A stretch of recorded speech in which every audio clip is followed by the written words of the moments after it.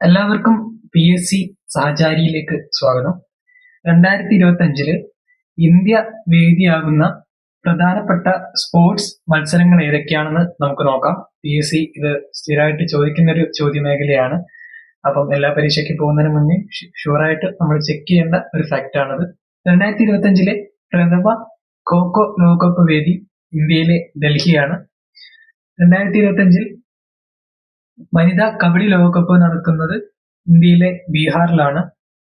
2025 ICC വനിതാ ഏകദിന cricket ലോകകപ്പ് ഇന്ത്യയിലാണ്. 2025 ലോക പാരാ അത്ലറ്റിക് ചാമ്പ്യൻഷിപ്പ് ഡൽഹി. 2025 ലോക ജൂനിയർ ഷൂട്ടിംഗ് ലോകകപ്പ് ഡൽഹിയിലാണ്. 2025 പുരുഷ ജൂനിയർ ഹോക്കി ലോകകപ്പ് ചെന്നൈയിലാണ് നടക്കുന്നത്. 2025 ലോക ജൂനിയർ ബാഡ്മിന്റൺ ചാമ്പ്യൻഷിപ്പ് ആസാമിലെ ഗുവാഹത്തിയിലാണ്. കൂടാതെ ഇന്ത്യയിലെ മറ്റ് മത്സരങ്ങൾ കൂടി നമുക്കൊന്ന് നോക്കാം. 38ാമത് ദേശീയ ഗെയിംസ് 2025 നടക്കുന്നത് ഉത്തരാഖണ്ഡിലെ ഡെറാഡൂണിലാണ്. 78ാമത് സന്തോഷ് ട്രോഫി 2024-25 എഡിഷൻ നടന്നത് തെലങ്കാനയിലെ ഹൈദരാബാദിലാണ്. അതിന് ജയിച്ചത് ബംഗാളായിരുന്നു.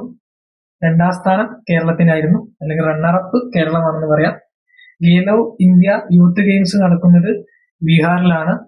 ഖേലോ ഇന്ത്യ പാരാ ഗെയിംസ് നടക്കുന്നത് ബീഹാറിലാണ്.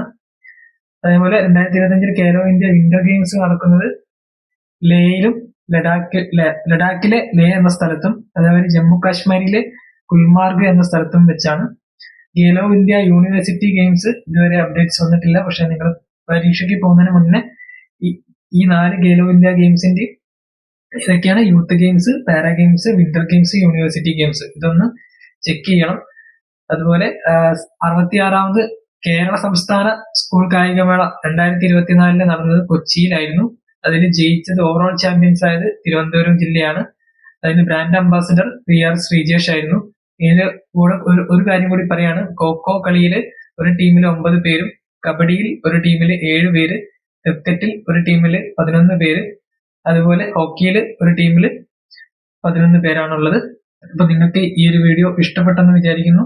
അതുപോലെ വളരെ ഉപകാരപ്പെടുമെന്നും വിചാരിക്കുന്നു. നിങ്ങളുടെ സ്നേഹം ഞങ്ങളെ അറിയിക്കുക. Thank you.